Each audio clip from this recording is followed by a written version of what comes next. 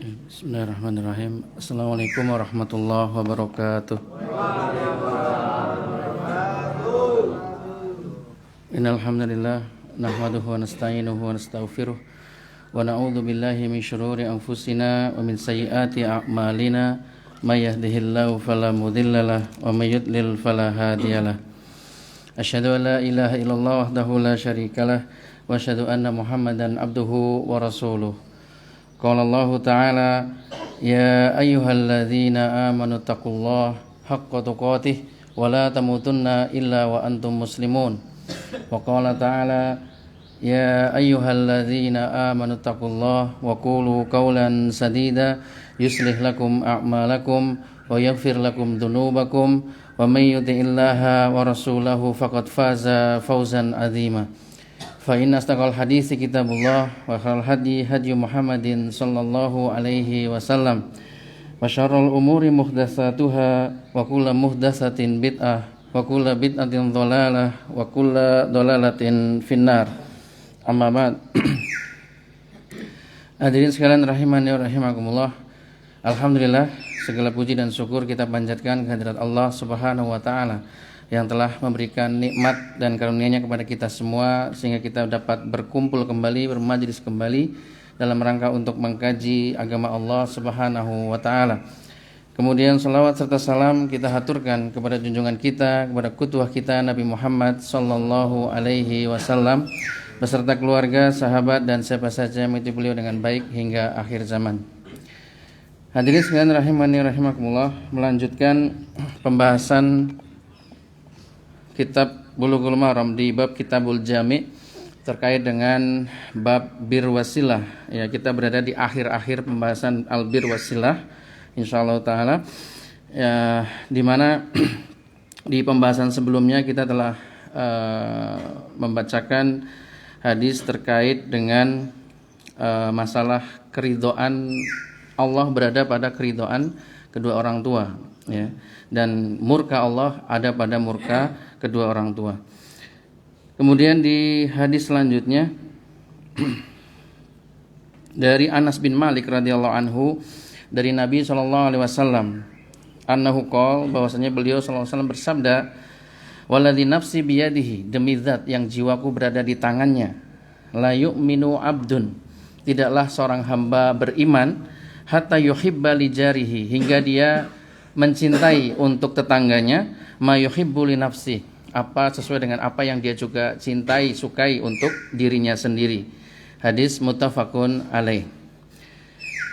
Hadirin sekalian rahimani rahimakumullah, ya, ini hadis ini semakna dengan hadis la yu'minu ahadukum hatta yuhibba li nafsihi ma yuhibbu hatta yuhibba li akhihi ma yuhibbu li nafsihi. Ya, ini semakna dengan hadis tersebut, namun ini lebih spesifik, lebih khusus lagi, ya, terkait dengan tetangga. Ya, terkait dengan tetangga. Seseorang tidak beriman, ya, seorang hamba tidak beriman dengan keimanan sempurna sampai dia menyukai bagi tetangganya sesuai dengan apa yang dia juga sukai untuk dirinya. Ya, ketika seseorang tidak suka digibai oleh tetangganya, maka hendaknya dia juga tidak suka menggibai tetangganya. Ya, demikian juga jika dia tidak suka jika tetangganya mengganggu dengan suara-suara bising, maka dia juga tidak suka untuk mengganggu tetangganya dengan suara-suara bising. Ya, ini kandungan dari hadis, ya, terkait dengan hadis ini. Hadirin ya rahimani rahimakumullah, terkait dengan hak tetangga ini tentunya juga kaitannya dengan hak tetangga, ya. Jadi kita ada hak kepada kewajiban kepada Allah, ya, artinya kita menunaikan hak Allah. Kemudian ada hak sesama muslim dan juga ada hak dengan spesifik lagi dengan tetangga. Ya, ini hadis ini berkaitan dengan hak tetangga. Ya, terkait dengan hak tetangga ini tentunya juga tidak lepas dari hal-hal segala macam yang dapat mengganggu tetangga. Ini semua dilarang, ya, sebagaimana dalam sebuah hadis Rasulullah SAW bersabda, ya, beliau mengatakan la yu'min 3 kali, sungguh dia seseorang itu tidak beriman, sungguh seorang itu tidak beriman sampai 3 kali. Kemudian para sahabat bertanya, apa wahai Rasulullah yang dimaksud? Maka Rasulullah menyatakan, alladzi la ya'manu jaruhu bawa'iqahu, ya, itu orang yang tetangganya sendiri itu tidak merasa aman dari gangguannya, ya. Jadi segala jenis gangguan baik secara lisan maupun perbuatan maupun gestur, ya, bahasa tubuh, ini juga, ya, bagian dari hal-hal yang dilarang jika itu mengganggu tetangga. Nah, ya, ini biasanya kalau di kampung, ya, atau di kota-kota besar itu biasanya apa? Menyetel apa itu? Musik, ya, sampai mengganggu tetangga. Ya. Nah, AC-nya tambah.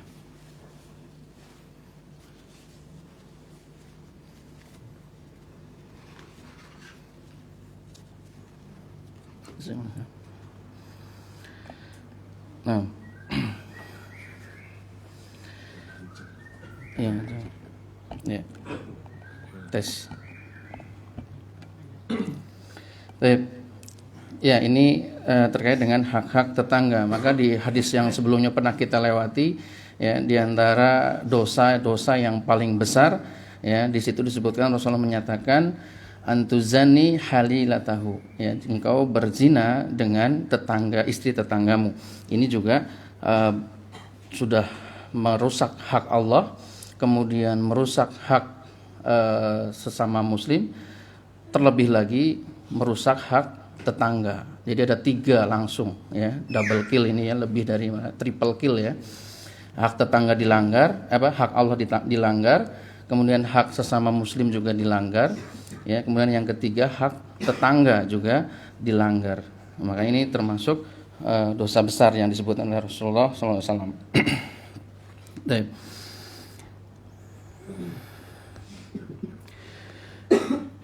Kemudian terkait dengan pembahasan tentang hak tetangga ini disebutkan tadi tetangga, ya, masalah tetangga. Di sini sifatnya umum, tetangga itu berlaku baik itu tetangga muslim maupun non muslim, ya. Jadi ini berlaku secara umum, apakah tetangga itu seorang yang muslim ataupun non muslim. Hendaknya kita juga menjaga hak-hak tetangga. Dan terkait dengan hak-hak tetangga untuk non muslim, ya, tentunya ini yang berlaku secara umum, ya, dalam hal masalah akhlak muamalah, ya, artinya seorang muslim mendolimi orang kafir pun tidak boleh, ya, kecuali itu kafir harbi, yaitu kafir yang menyerang kaum muslimin, seperti kalau sekarang ada Israel, ya, Israel menyerang kaum muslimin di Palestina, itu boleh kita membunuh atau memeranginya, ya. Adapun orang-orang kafir yang sifatnya dhimmi, yaitu orang-orang kafir yang tinggal di negeri-negeri muslim karena mereka memang lahir dan besar di negeri tersebut, ini tentunya memiliki hak untuk tidak dizalimi, tidak diganggu, ya. Nah, kemudian hadis selanjutnya dari Abdullah bin Mas'ud radhiyallahu anhu, ya, terkait dengan dosa-dosa besar, ya. Di sini Abdullah bin Mas'ud bertanya kepada Rasulullah sallallahu alaihi wasallam, "Sa'altu Rasulullah sallallahu alaihi wasallam ayyu dzambi a'dzam." Ya, aku bertanya kepada Rasulullah sallallahu alaihi wasallam, ya, dan ini adalah kebiasaan para sahabat yang mulia. Mereka senantiasa berusaha untuk memanfaatkan momen kebersamaan mereka bersama Rasulullah untuk bertanya tentang hal-hal yang berkaitan dengan agama, ya. Dan di sini salah satu yang ditanya oleh Abdullah bin Mas'ud radhiyallahu anhu adalah masalah dosa besar, ya. Ya, kalau di momen sebelumnya Abdullah bin Mas'ud juga pernah bertanya tentang ayu a'mal a'dzam, amal apa yang paling besar. Kalau sekarang dosa apa yang paling besar, ya. Maka Rasulullah pun menjawab, antaz'alallah niddan wa huwa khalaqaka, engkau menjadikan saingan bagi Allah dalam keadaan Allah telah menciptakanmu, ya, yaitu maksudnya berbuat kesyirikan, ya. Ini yang pertama. Qultu summa ay, kemudian apa lagi? Maka Rasulullah menjawab, antaktula waladaka khasyata ayakula ma'aka. Engkau membunuh putramu karena khawatir dia akan mengurangi rezekimu, ya, ikut makan bersamanya. Qultu tsumma ai, kemudian apa lagi? Qala antuzani halilata jarika, engkau berzina dengan istri tetanggamu. Hadis muttafaqun alaih. Nah, hadirin sekalian rahimani wa rahimakumullah, dalam hadis ini Rasulullah SAW menjelaskan 3 dosa besar, ya. Yang paling utama adalah seseorang berbuat kesyirikan, membuat tandingan, saingan bagi Allah. Kalau orang misalnya berdoa hanya untuk Allah, ya, tapi di kemudian hari dia berdoa juga untuk selain Allah, meminta hajatnya kepada selain Allah. Nah, maka ini termasuk membuat tandingan, ya. Ketika orang sholat, tapi di momen yang lain dia meminta hajat kepada orang soleh yang sudah meninggal.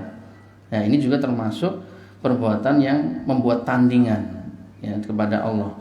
Ya, jadi dia tidak hanya meminta kepada Allah, tapi juga meminta kepada orang-orang yang sudah meninggal, yang diasumsikan sebagai orang soleh.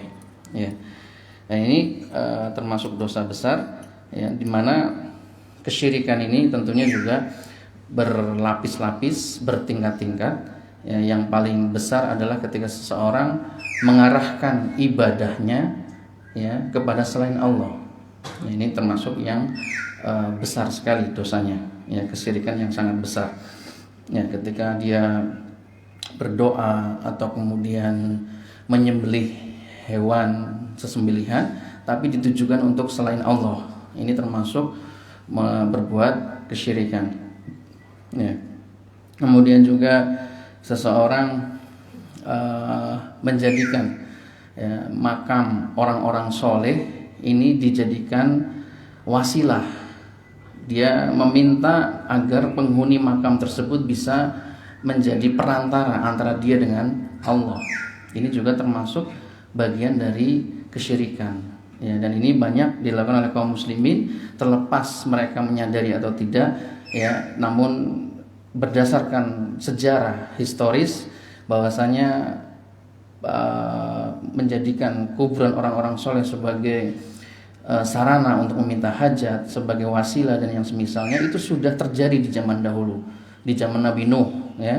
Bagaimana orang-orang kaumnya Nabi Nuh, mereka yang awalnya tujuannya untuk menghormati orang-orang soleh tersebut, kemudian mereka membangun makamnya, diperbagus, kemudian diberikan fasilitas untuk orang bisa berziarah di situ, ya. Ini di generasinya kaumnya Nabi Nuh sebatas untuk penghormatan saja, menghormati orang-orang tersebut yang telah meninggal tadi dari kalangan orang-orang soleh.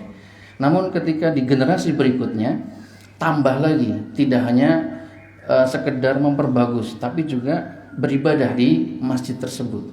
Ya, ini tentunya, ya, berawal dari yang tadi generasi pertamanya, yaitu membuat makam lebih indah, ya, kemudian dibuat fasilitas untuk bisa orang berziarah di situ, ya, dan tujuannya untuk menghormati awalnya, ya. Tapi setelah bertambah waktu, berselangnya waktu, muncul orang-orang yang akhirnya malah menjadikan itu sebagai tempat ibadah, ya, seperti sholat, ya, kemudian berdoa di situ. Ya, ini termasuk hal yang dilarang, ya. Sehingga diutuslah Nabi Nuh dalam rangka untuk mengingatkan kaumnya agar tidak melakukan hal tersebut, ya, karena memang tujuan utama para rasul diutus adalah untuk mendakwahkan tauhid. Jadi segala hal yang dapat mengikis ketauhidan itu akan diingatkan oleh para rasul. Kemudian Nabi Ibrahim juga sama alaihissalam, ya, ketika di masa beliau muncul banyak berhala. Masing-masing suku memiliki berhalanya sendiri-sendiri, memiliki semacam situs, ya, situs yang kalau kita sekarang kan ada situs purbakala, ya, ada situs purbakala berupa candi misalnya. Nah, ini masing-masing suku memiliki situs sendiri-sendiri, ya. ada yang bentuknya mungkin besar, ada yang bentuknya macam-macam ya. Dan ini mereka jadikan sebagai ritual untuk beribadah. Maka Allah Subhanahu wa taala mengutus Nabi Ibrahim untuk mengikis hal tersebut, mengingatkan hal tersebut. Ya, bahkan Nabi Ibrahim sampai menghancurkan ya, ini dalam kisah itu menghancurkan berhala-berhala tersebut. Bahkan yang paling besar berhalanya dihancurkan. Nah, kemudian beliau meninggalkan tempat itu. Kemudian orang-orang di kaumnya kaget setelah berhalanya hancur semua. Ya, maka ini menjadi dasar ya bagi kita bahwasanya para rasul itu diutus untuk mengikis segala bentuk jenis kesyirikan, ya, dan menegakkan tauhid. Ya, belum juga Nabi Musa alaihissalam melawan Fir'aun yang mengaku sebagai Rob, sebagai Tuhan. Nah, ini juga bagian dari kesyirikan sehingga dikikis oleh Nabi Musa alaihissalam. Ya, kemudian juga Rasulullah SAW, Nabi kita juga sama. Beliau ketika mendapati masa jahiliyah yang kompleks ya dengan segala jenis keburukannya, baik masalah peribadahan, ya, baik masalah muamalah yang sangat rusak pada saat itu, ya. Kemudian Allah mengutus Rasulullah SAW untuk mengikis hal tersebut, memperingatkan umat dari hal tersebut. Maka kalau melihat sejarah ya, sirah Nabawi ya, mungkin pernah dengar bagaimana ketika awal Rasulullah SAW diutus sebagai nabi dengan surat apa? Al-Alaq ya, Iqra gitu ya. Nah, itu adalah momen Rasulullah diangkat sebagai nabi. Nah, ketika pulang menuju ke Khadijah mengutarakan kegelisahannya tersebut, maka turun ayat lagi yang menyatakan bahwasanya Nabi Muhammad diangkat sebagai rasul, yaitu dengan surat Mudaththir ya. Nah, di situ dalam surat Mudaththir ini ada firman Allah, kum fa'angzir, bangkitlah dan berikanlah peringatan. Nah, di sini ya momen Rasulullah SAW diangkat sebagai rasul, sebagai utusan. Beliau diperintahkan untuk memberikan peringatan ya. Dan ketika memberikan peringatan tentang tauhid, ini semua masyarakat jahiliyah pada saat itu sepakat bahwasanya kita hanya beribadah kepada Allah. Kita meminta rizki dari Allah. Kemudian meminta hal-hal yang lain yang hanya Allah mampu, maka mintanya kepada Allah. Ya. Tapi ketika Rasulullah mulai menyampaikan bahwasanya termasuk kesyirikan adalah seseorang beribadah kepada berhala, ini orang-orang kafir Quraisy nggak terima.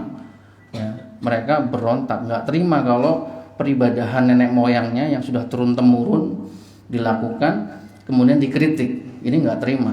Ya, sehingga muncullah pertentangan, ya, muncul resistansi, perlawanan dari orang-orang kafir Quraisy karena tidak terima kalau sesembahan dari yang sudah berjalan sejak nenek moyangnya dianggap sebagai kesyirikan. Ya, maka dari sini ya kita bisa melihat bahwasanya ketika seseorang mengingatkan tentang kesyirikan, ini tentu akan berimbas pada dirinya, ya, entah dibenci, entah dicibir dan yang semisalnya. Namun ini tetap berjalan sampai akhir zaman, ya, karena memang setelah selesai masa kenabian, maka tugas ya para orang-orang yang mendakwakan agama Allah adalah mengingatkan apa yang diingatkan oleh para rasul Allah tersebut. Nah, dan ini terkait dengan syirik besar. Kemudian belum lagi syirik kecil, ya. Seseorang berlaku ria, ya, pamer dalam ibadahnya. Ini juga masuk dalam kesyirikan, ya, syirik kecil. Ya, tidak sampai mengeluarkan seseorang dari agama Allah, tapi termasuk dosa yang besar. Ya. Dan ini kesyirikan ini tentunya juga akan menyebabkan amal ibadah seseorang menjadi sia-sia, hangus, tidak berbekas. Ya. Kalau seorang biasa sholat 5 waktu, kemudian sholat malam, sholat duha, puasa sunnah, tapi dia masih berbuat kesyirikan, ya, dia sadar atau tidak, ini membuat apa yang telah dia amalkan sia-sia. ya. Sebagaimana firman Allah, lain asyrakta la yahbatanna amaluk wa la takunanna minal khosirin. Ya, seandainya engkau berbuat kesyirikan, maka batallah amalmu dan engkau termasuk orang-orang yang merugi. Ya, orang jualan aja nggak mau rugi di dunia. Ya, apalagi kita sebagai hamba Allah, ya, yang berusaha untuk bisa masuk jannahnya. Ya, sehingga jangan sampai kita rugi gara-gara apa yang diamalkan di dunia ini ternyata sia-sia. Nah, kemudian yang kedua, engkau membunuh anakmu karena khawatir mengurangi rizkimu. Ya, ini juga sebagaimana yang telah kita lalui, ya, wa'dal banat, masih ingat? Di situ ada keharaman, salah satu keharaman yang dituturkan oleh Rasulullah, yaitu seseorang mengubur anak wanita hidup-hidup. Ya, maka di sini termasuk dosa besar adalah membunuh anak karena khawatir mengurangi rizki. Ya, ini tentunya adalah kebiasaan orang-orang jahiliyah, ya, ketika mereka memiliki anak, ya, yang mungkin banyak, mereka khawatir rizki mereka dikurangi dengan sebab jumlah anak itu, ya, sehingga ada yang sampai tega membunuh. Ya, kalau di kita banyak anak banyak rezeki, ya, insya Allah, ya. Kalau di masa jahiliyah sebaliknya. Ya. Nah, kemudian yang ketiga, antuzani khalilata jarika, ya, engkau berzina dengan istri tetanggamu. Ya, ini juga tadi telah disebutkan termasuk melanggar 3 hak sekaligus: hak Allah, hak muslim, sesama muslim, dan juga hak tetangga. Ya, tentunya ini dosa besar. Di sini lafadznya tuzani, ya. Tuzani lafadznya itu menggunakan wazan fa'ala yufa'ilu, ya. Artinya ini perbuatan yang saling suka sama suka, ya. Seseorang berzina dengan istri tetangga dalam keadaan suka saling suka. Maka ini, ya, termasuk yang parah, ya. Nah.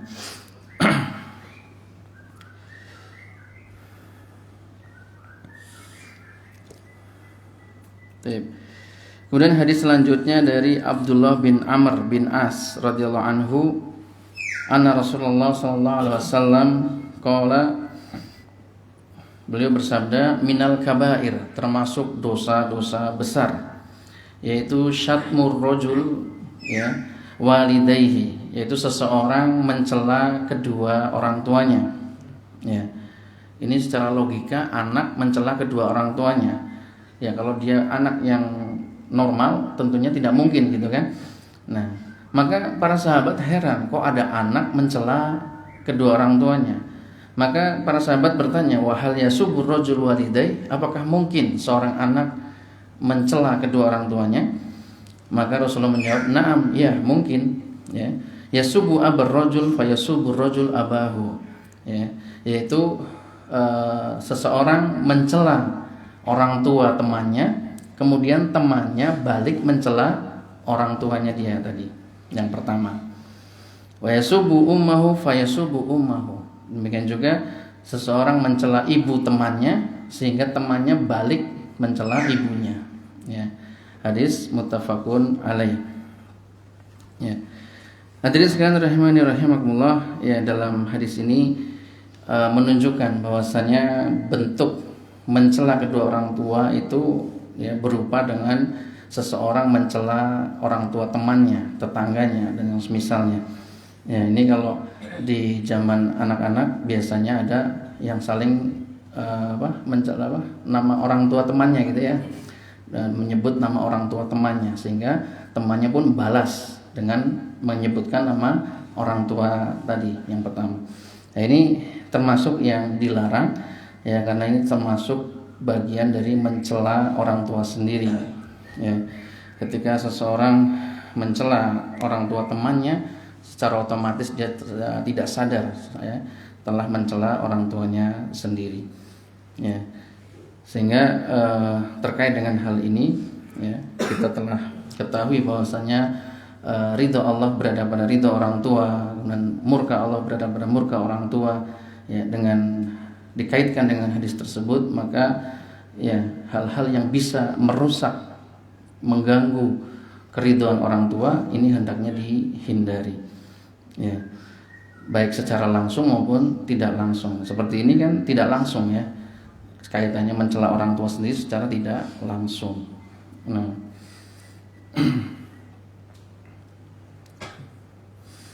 jadi segala hal, segala wasilah, segala sarana yang dapat mengantarkan tidak ridhonya kedua orang tua, makanya juga dihindari.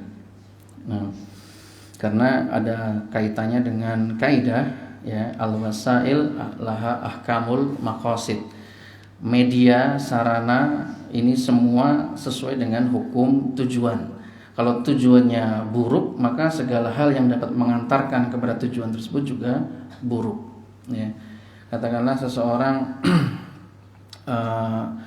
bertujuan untuk melakukan kemaksiatan, ya, maka segala perantara yang dapat mengantarkan kepada tujuan kemaksiatan tersebut juga haram.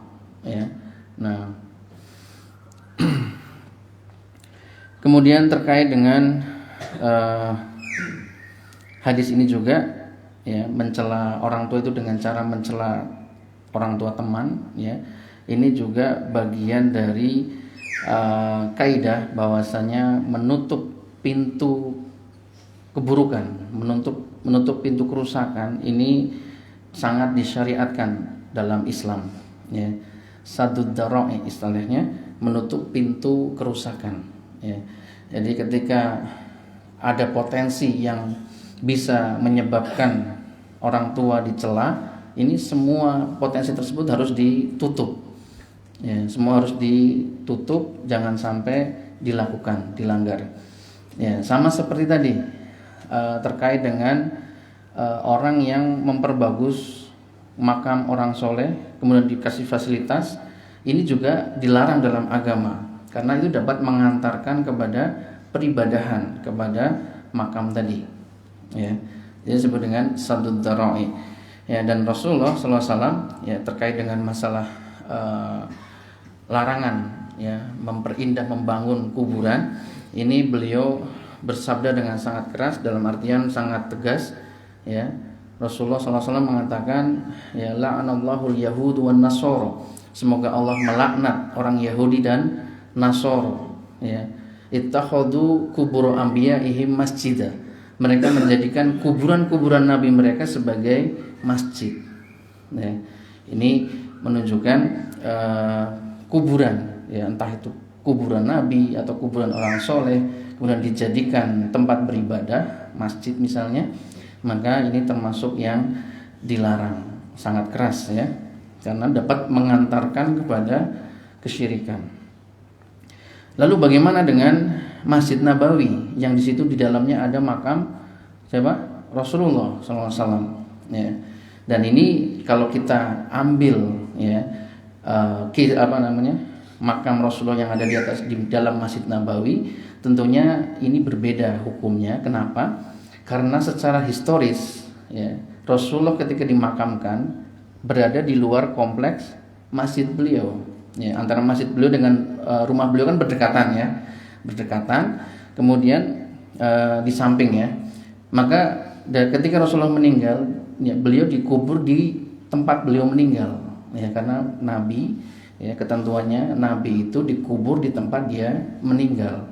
Karena Rasulullah meninggal di rumah beliau di kamar Aisyah, maka beliau pun dikubur di kamar Aisyah radhiyallahu anha. Ya, posisinya di luar masjid. Ya kan?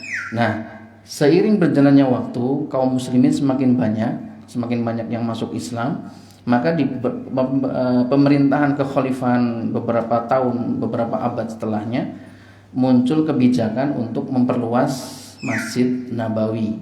Ya. Dan ini sudah diusahakan supaya perluasannya itu tidak mencakup kuburan Nabi, mengarah ke tempat yang arah yang selainnya. Ya. Namun semakin banyaknya kaum muslimin, ya, ini tidak memungkinkan untuk tidak diperluas, sehingga terpaksa perluasannya itu mencakup di makam Nabi Sallallahu Alaihi Wasallam. Nah, dan dari sini ya pemerintah ya, terutama pemerintah yang sekarang, pemerintah Saudi, mereka membuat kebijakan supaya tempat makam tersebut tidak berbentuk. Artinya tidak ada peluang untuk orang untuk bisa sholat menghadap ke makam tersebut. Ya, sehingga dibuat tembok yang besar yang mengelilingi, ya, kemudian dijaga oleh polisi syariat, askar ya, yang tujuannya untuk menghalau orang-orang yang sengaja datang ke Masjid Nabawi, tujuannya untuk sholat menghadap ke arah makam Rasulullah. Ya. Ini sangat ditentang sekali ya kalau misalnya ada orang sengaja datang ke Masjid Nabawi untuk ngalap berkah ya, atau tabaruk ke makam Nabi. Ini dilarang sekali. Nah, ya itu terkait dengan saddud dzara'i, mencegah atau menutup segala pintu keburukan. Ya.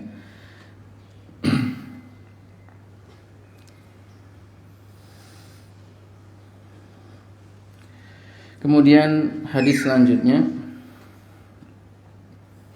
terkait dengan boikot ya. Dari Abu Ayyub radhiyallahu anhu bahwasanya Rasulullah SAW bersabda, la yahillu li muslimin, tidak halal bagi seorang muslim ayah juro akhahu fauqa salas alayalin ya. Tidaklah halal bagi seorang muslim untuk memboikot ya, saudaranya lebih dari 3 hari. Ya, yaltaqiyani, yang mana ketika keduanya bertemu, fayuridu hadza wa yuridu hadza, saling melengos ya, saling menghindar ya. Wa khairuhuma alladzi yabda'u bis salam, dan yang terbaik dari keduanya itu adalah yang memulai salam ya. Hadis muttafaqun alaih ya.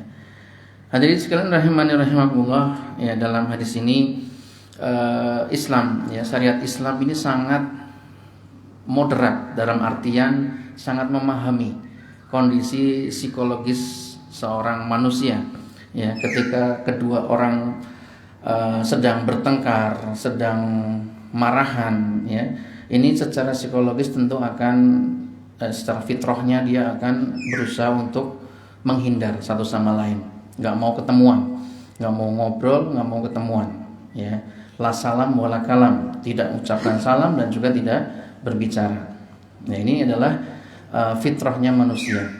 Maka syariat Islam memahami hal ini sehingga memberikan jeda waktu ya, untuk cooling down, untuk menurunkan tensi ya.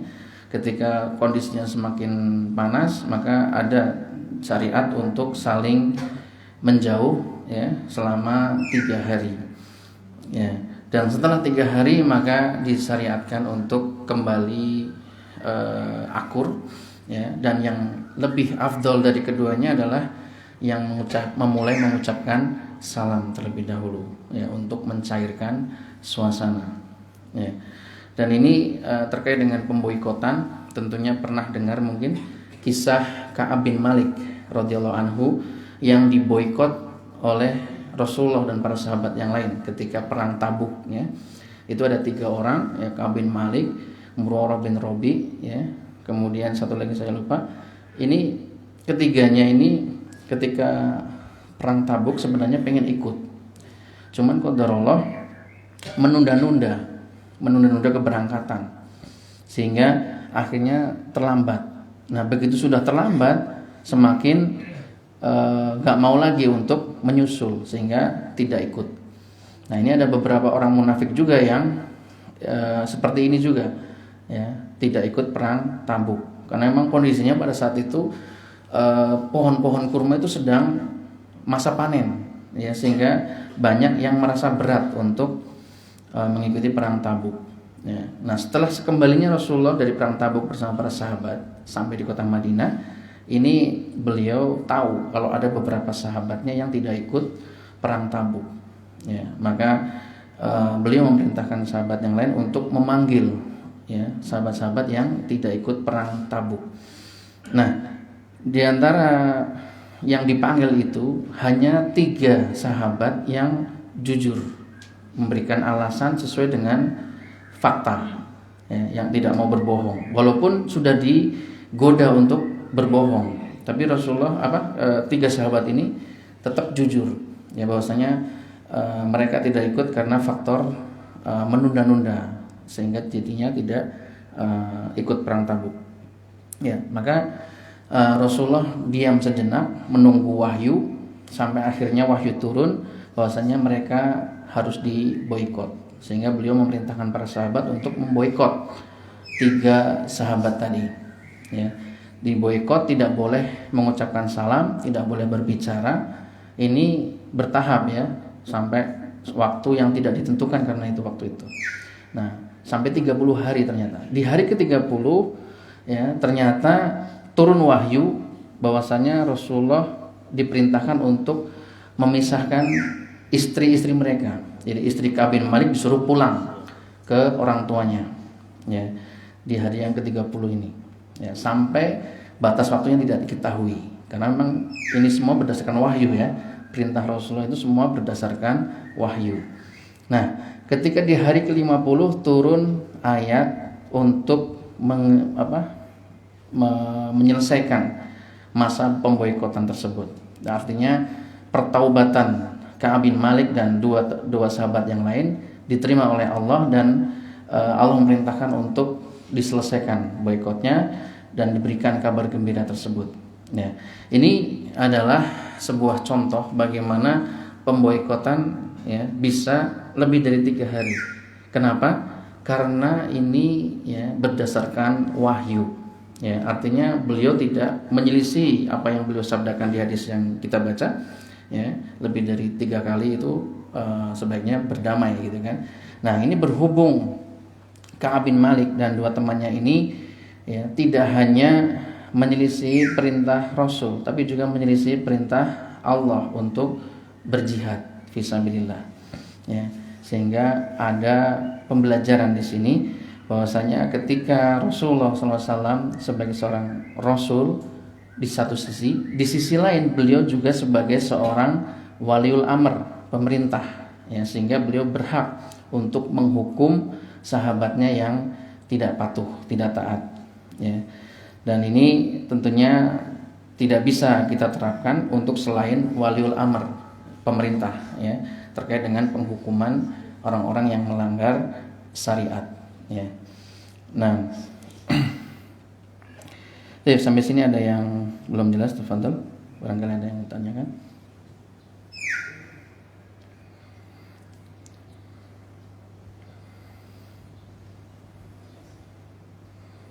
Tentang hajar boikot.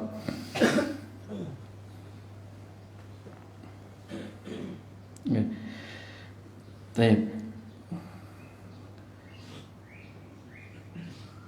Kalau tidak ada, insya Allah ini yang bisa kita bahas pada kesempatan pagi hari ini.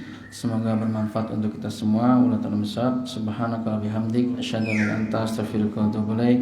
Assalamualaikum warahmatullahi wabarakatuh.